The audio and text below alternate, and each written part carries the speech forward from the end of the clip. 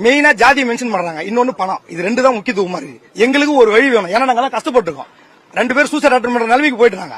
ஏன்னா இப்ப எங்களுக்கு வழியில 10 வருஷமா மக்கள் இயக்கத்துல நம்ம செயல்பட்டு அதுக்கு உண்டான ப்ரூஃப் இருக்கு. இவங்க பேசுறதுக்கு என்ன சொல்றாங்க, எல்லாத்துக்கும் ஜாதி அடிப்படை ஒண்ணு காட்டாங்களா? ஜாதி அடிப்படையில எஸ்சிக்கு போட மாட்டாங்க, 2 மட்டும் தான் போடுவோம், 2 பிசிக்கு போடுன்னு வீட்டுல தூங்கி இந்த எழுப்பி அவர்கிட்ட போஸ்டிங் கொடுத்துட்டாங்க. அவரு என்ன பண்றாரு, அவருக்கு ஃபேவரட் யாரும் இருப்பாங்க, அவங்களுக்கு மட்டும் போஸ்டிங் போட்டு நீங்க ஜாதி எஸ்சி எல்லாம் மேல வரக்கூடாது, எஸ்சி நாங்க ஏத்துக்க மாட்டோம், பிசி எம்பிசிக்கு மட்டும் தான் நாங்க பவர் கொடுப்போம். அந்த ஒண்ணு இல்ல, அந்த லிஸ்ட் அவர் எழுதிக்கிறாரு, அது எதுவும் பார்க்க சொல்லுங்க. எல்லாமே பிசி எம்பிசி இது மட்டும் தான் இருக்கு. நாங்க இது வரைக்கும் 20 வாட்டி வந்திருக்கோம். உங்களுக்கு தெரியும், பாத்துருக்கீங்களா? 20 வாட்டி வந்து எங்க தளபதிக்கோசரம் நாங்க வெயிட் பண்ணி பார்த்துட்டு கடைசியா நாங்க மீடியேட் வந்தோம். ஏன்னா இதுக்கப்புறம் வழி இல்ல, போஸ்டிங் போட்ட பிறகு யார்ட்டு கேட்க முடியாது. இல்ல இது கொடுத்து தலைமையில சொன்னீங்களா இல்லையா? தலைமையில எல்லாம் பேசிட்டோம் சார். தலைமையில எல்லாமே பேசி தலைமையில பேசிட்டோம்.